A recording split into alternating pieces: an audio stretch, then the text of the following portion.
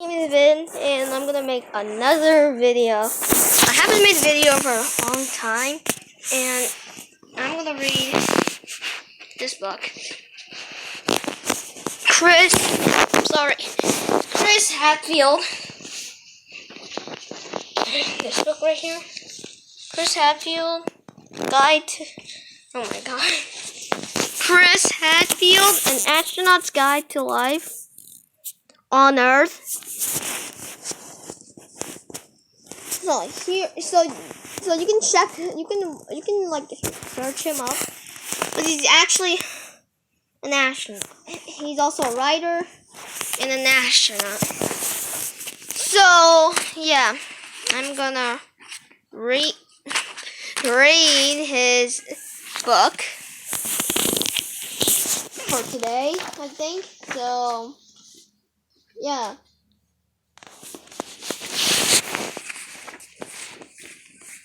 Let's read. For me, I always take off the cover because it's hard for me to like read, so I have to take off the cover. When you take off the cover, it's like a black book, but I'm fine with a black book as long as it's not slippery. I can read it. All right. So actually, I didn't tell you this, but I'm actually on chapter.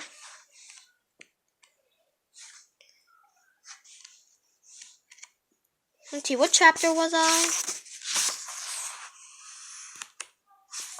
I was on chapter 2, just to let you know.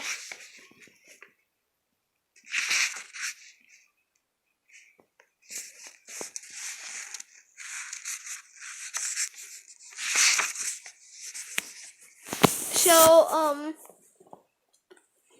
I'm actually on page 45. So, but today I haven't told you about this book, so I'm gonna read the introduction because the introduction is like pretty big and long. So, why not if I can read? Why not if I read it? So, chapter. Where should I put my camera first?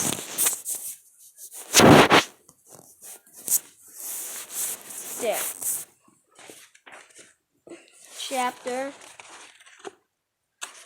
Chapter 1.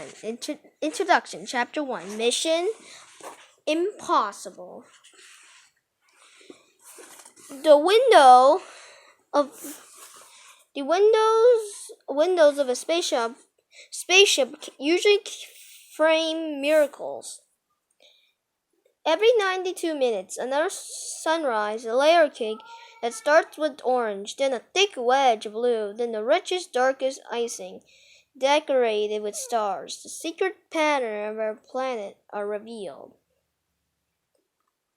Mountains bump up rudely from orderly plains, forests, and are green ashes, gashes edged with snow.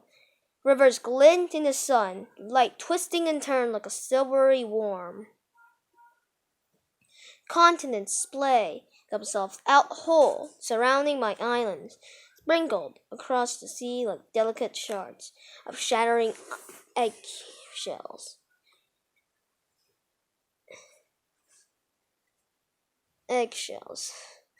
Floating in the airlock before my first spacewalk, I knew I was on the verge of even rarer beauty, to drift outside fully, immersed with the spectacle of the universe, while holding onto a spaceship orbiting Earth at 17,500 miles per hour. It was a moment I'd been dreaming of and working towards most of my life, but poised on the edge of the sublime, I faced a somewhat ridiculous dilemma. How best to get out there? The hatch was small and circular, but with all my tools strapped to my chest, and a huge pack of oxygen tank and electronics strapped onto my back, I was square astronaut, round hole.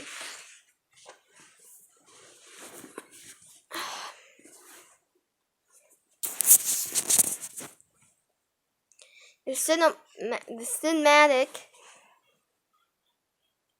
moment I envisioned when I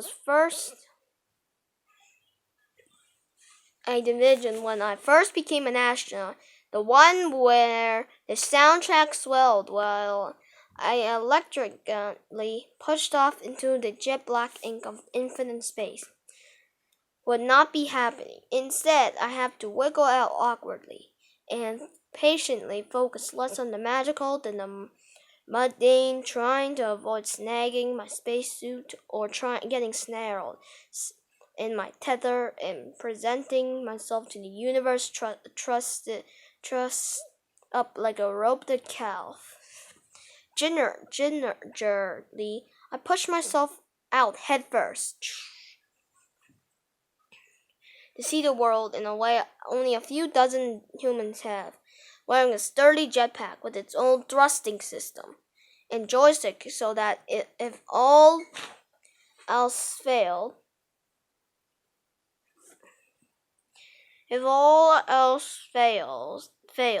I could fire my thruster powered by a pressurized tank of nitrogen and steer back to safety, a pinnacle of experience,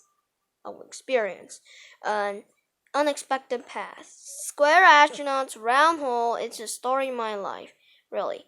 Trying to figure out how to get where I want to go when just getting out the door seems impossible. On paper, my career trajectory looks preordained. Engineer, fighter pilot, test pilot, astronaut. Typical path for someone in this line of work. Straight as a ruler, but that's not really how it is. It really was. There were hairpin curves and dead ends all the way along. I wasn't destined to be an astronaut. I had to turn myself into one.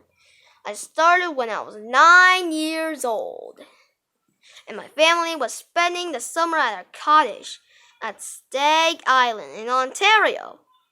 My dad, an airline pilot, was mostly away flying when my mom was there reading in the cool shade of the tall oak, whenever she wasn't chasing after the five of us. My older brother, Dave, and I were in the constant motion, water skiing in the morning, dodging chores, and sneaking off to this canoe and swimming afternoons. We didn't have a television set, but our neighbors did, and very late on the evening of July 20, 1969, we trampazed across the clearing between our cottage and jammed ourselves into their living room, along with just about everybody else on the island. Dave and I perched on the back of the sofa and craned our necks to see the screen. Slowly, methodically, a man descended the leg of a spaceship and carefully stepped onto the surface of the moon. The image was grainy, but I knew exactly what we were seeing. The impossible made possible. The room erupted in amazement. The adults shook hands. The kids yelped and whooped. Somehow, we felt as if we were up there with Nellie Armstrong, changing the world. Later, walking back to our cottage, I looked up at the moon. It was no longer a distant, unknowable orb, but a place where people walked, talked, worked, and even slept. But at that moment, I knew what I wanted to do with my life. I was going to follow in the footsteps so boldly imprinted just moments before, roaring around in the rocket, exploring space, pushing the boundaries of knowledge and human capabilities. I knew with absolute clarity that I wanted to be an astronaut. I also knew, as did every kid in Canada, that it was impossible. Astronauts were America. NASA only accepted vacations from U.S. citizens in Canada didn't even have a space agency. That is true. So, long time ago, there weren't any Canadian astronauts yet. There's only U.S. And then that's how and then after that there was like a Canadian astronaut, the first Canadian astronaut that made it into space. So that's how Canadian people become astronauts. But just the day before, it had been impossible to walk on the moon. Neil Armstrong hadn't let that stop him. Maybe someday it would be possible for me to go too to space. And if that day ever came, I wanted to be ready. I was old enough to understand that getting ready wasn't simply a matter of playing space mission. Oh yeah, I'm playing space mission. I might become an astronaut. No, you won't become an astronaut if you do that. With my brothers in our bunk bed, underneath a big National Geographic poster of the moon. But there was no program I could enroll in. No manual I could read. No one even to ask. There was only one option, I decided. I had to imagine what an astronaut might do if he were 9 years old. I'm not even 9, I'm 10. I'm 10 years old. One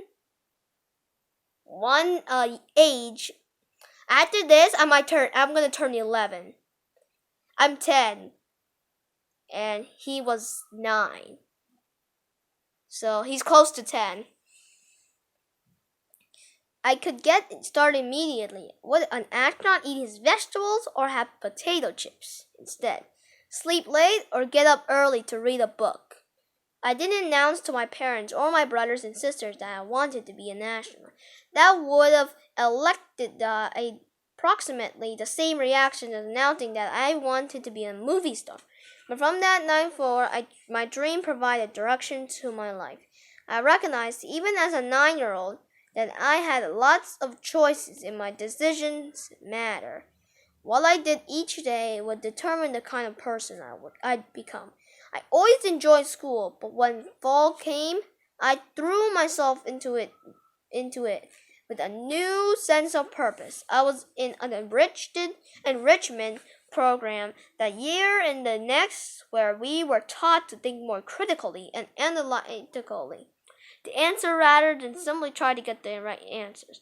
We memorized Robert Service poems, rattled off the French alphabet as quickly as we could, solved mind-bending puzzles, mock played the stock market.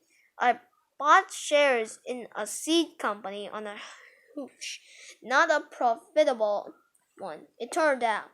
Really, we learned how to learn. It's not difficult.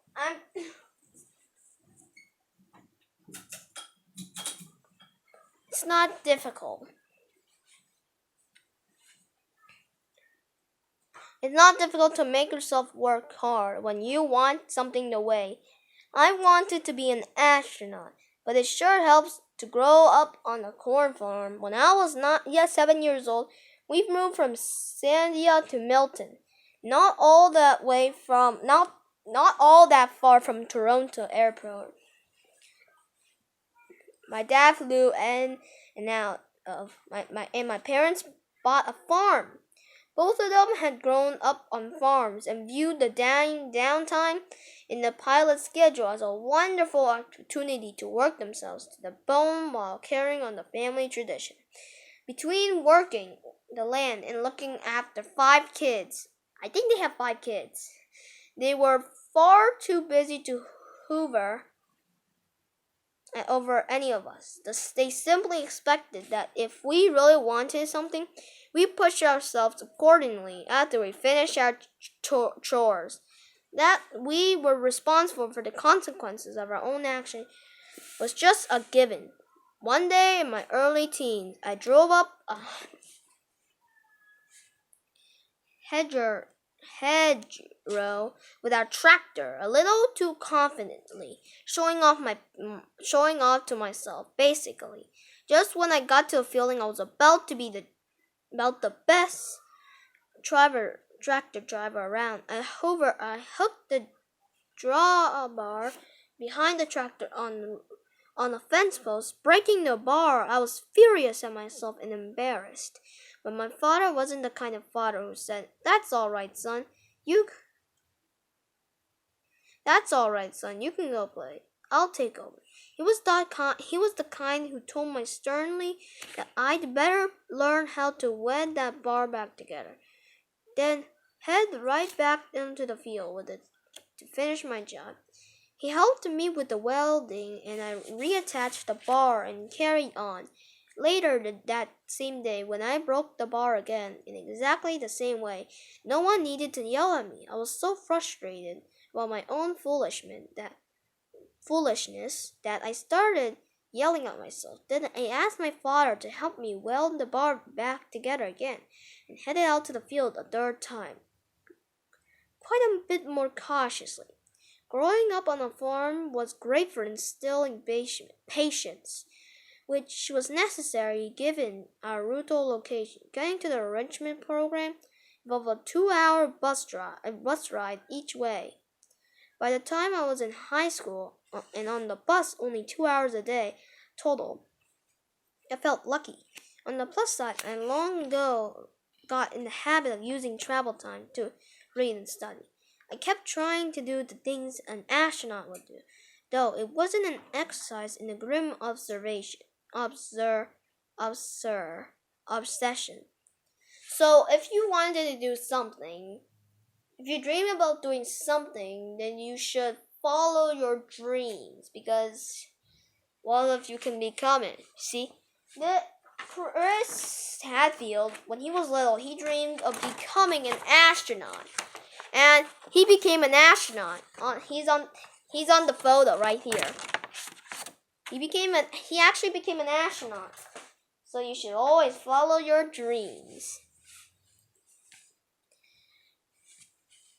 Anyways, I'm gonna keep reading.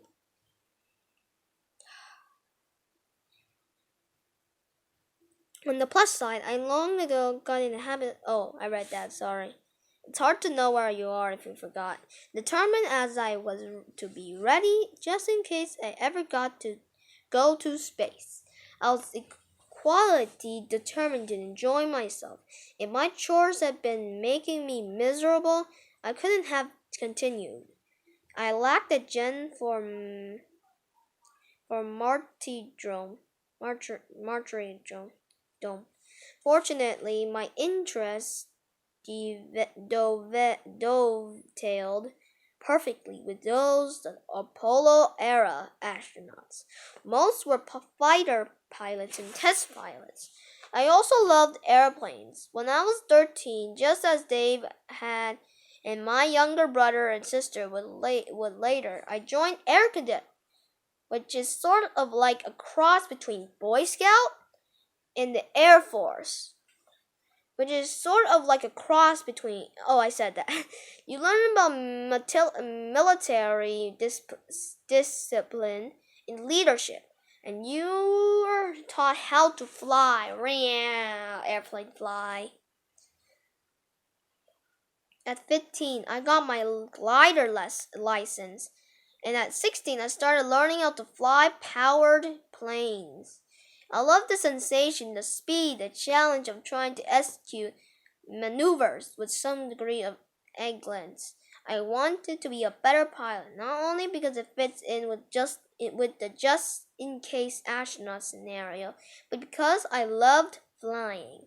Of course, I had other interests too: reading, science fiction, playing guitar, water skiing. I also skied downhill competitively. And what I loved about racing was the same thing I loved about flying.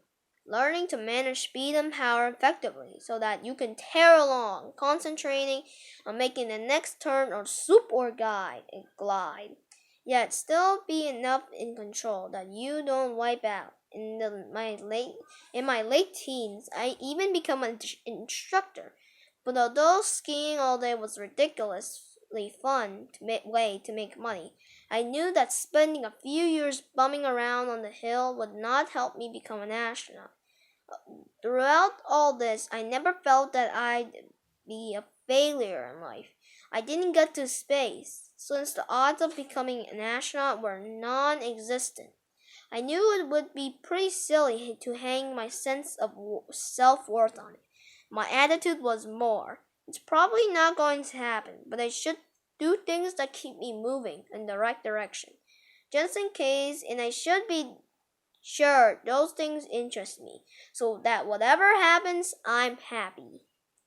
Back then, much more than today, the route to NASA was vital, the military. So, after high school, I decided to apply to military college.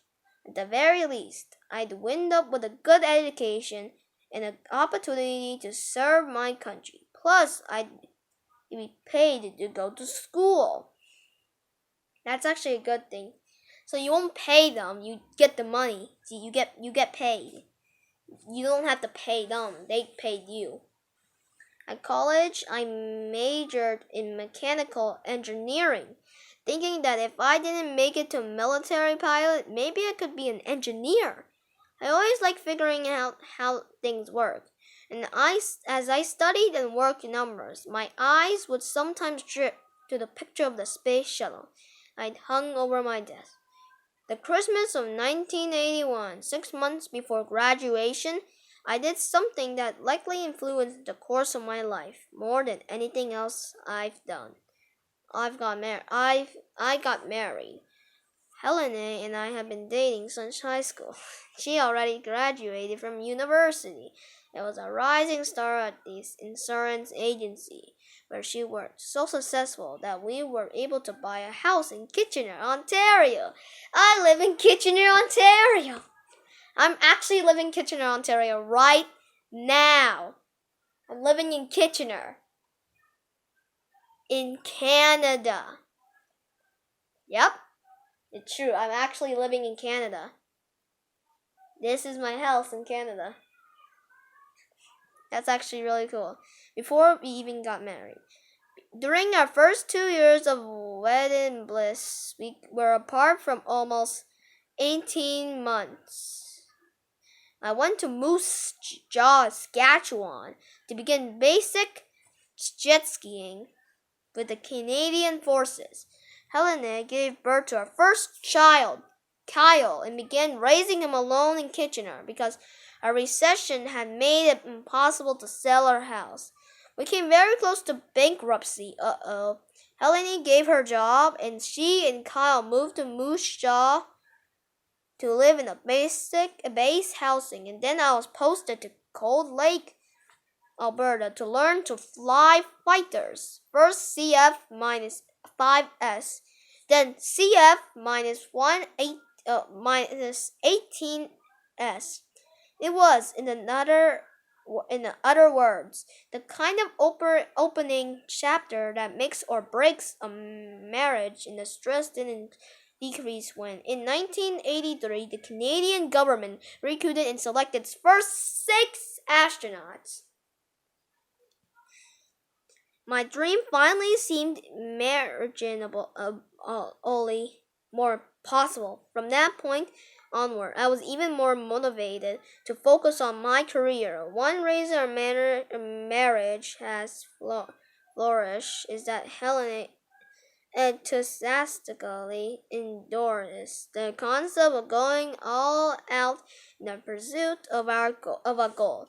A lot of people who meet us remark that it can't be easy being married to a highly driven, take charge overachiever who views moving house as a sport. And I have to confess that is not being married to Helen at the time been difficult for me.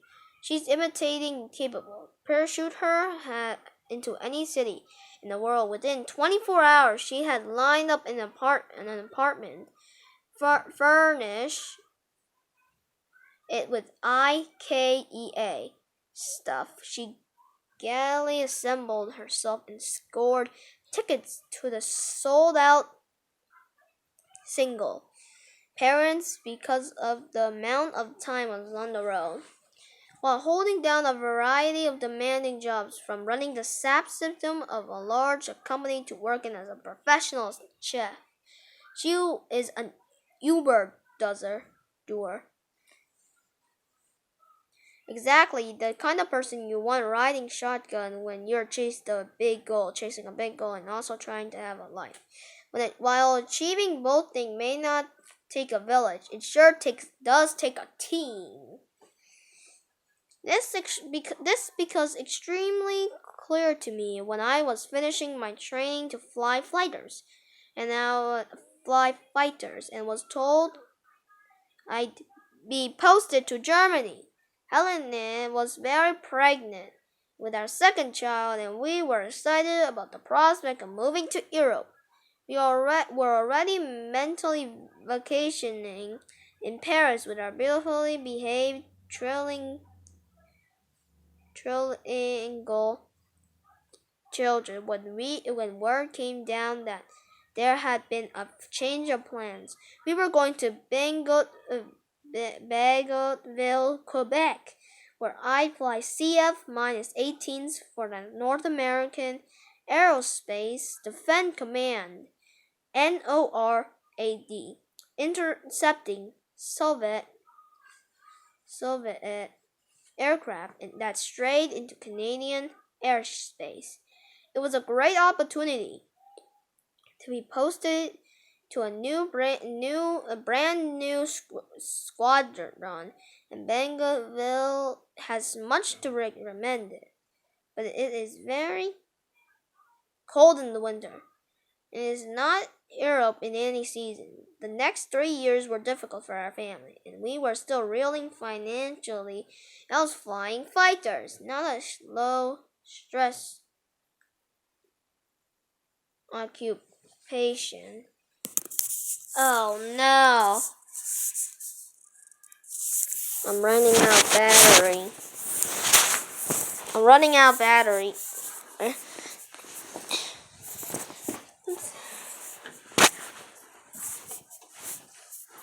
Outside is literally snowing. And it's PD day. Yay, we don't have to go to school. PD day means professional development. Teacher professional development. That means teacher professional development day. That means that we don't have to go to school. Everyone, come to jail right now. Wait, what are you watching? Are they just watching some kind of Among Us something? I don't know.